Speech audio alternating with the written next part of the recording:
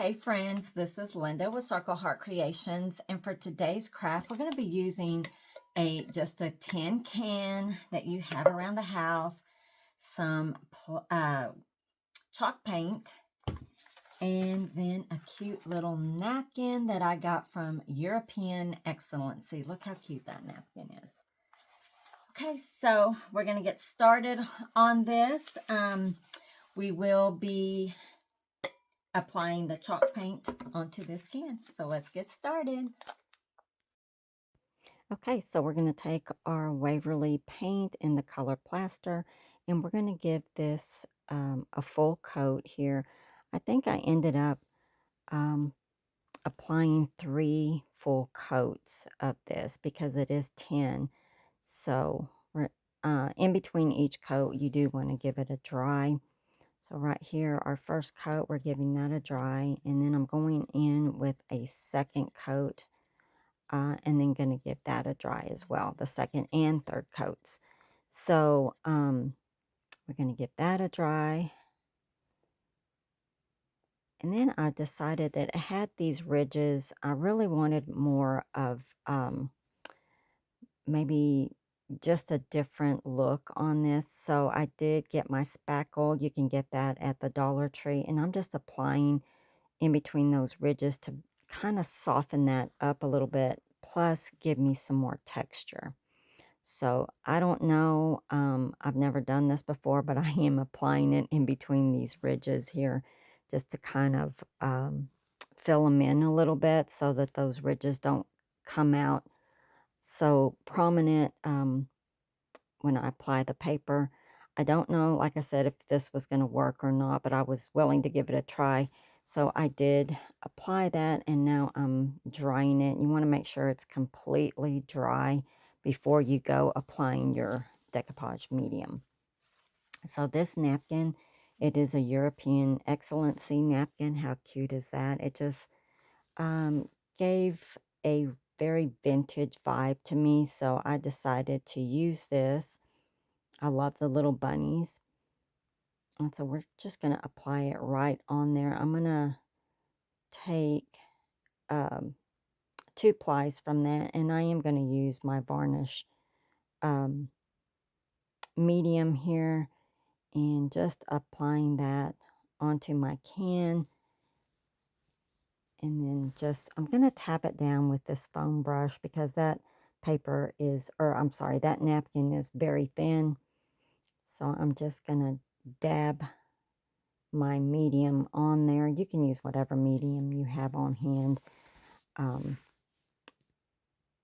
But I'm just merely just applying it underneath the napkin, and then on top, like I said, I'm just kind of patting it very carefully with that foam brush, and it just went on pretty good, y'all. I love the texture um, that the spackle gave it. None of it flaked off, so it worked pretty well.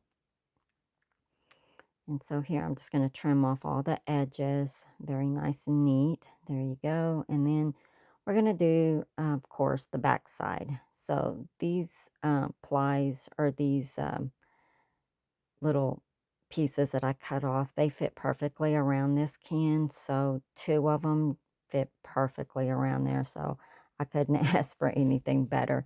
So I did apply some more decoupage medium down onto my can, and then we did the same process as the first ply and just giving that a dry, and again just patting it down with that foam brush and drying that, and there you go. How cute is this?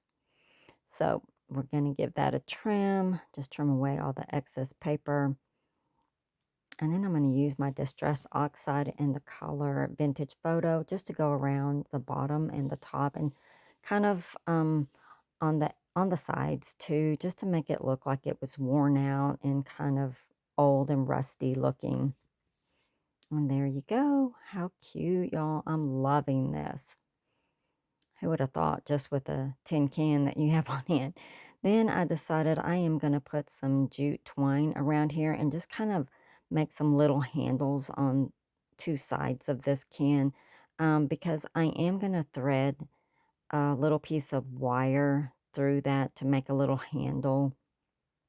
And I mean, you can leave it like this if you want to, but I decided I needed just a little bit of something for the so that I can thread my wire through. So this wire is very thin. I I don't remember where I got this wire. I want to say yeah, I just I don't remember, but I am gonna thread that thin wire through one of the handles, and then I decided to add some wooden beads here at the top. So my handle was a little floppy, so what I did, because that wire's so thin, but what I did was, and right here I'm adding that same distressed oxide to the wooden beads. They were just too bright for me. But I did glue the sides down to the can, and it just made that wire a little sturdier. Here I got some carrots. I don't remember where I got these from. They may have been either Hobby Lobby or the Dollar Tree, but I am kind of adding a little distress oxide to those too. I pulled off that stem. I did not like the way that looked and added my own greenery to it. Kind of made it more realistic. So I added that, and then I had some little eggs that I added to the little bucket and some Spanish moss. And then I'm going to top it off here, or just finish it off with a little sari silk bow that I made just really quick. Uh, you don't see it here, but I did add a button to the middle of that. So here you go. How cute is this, y'all? I hope you give this a try, and I hope to see you soon. Bye bye.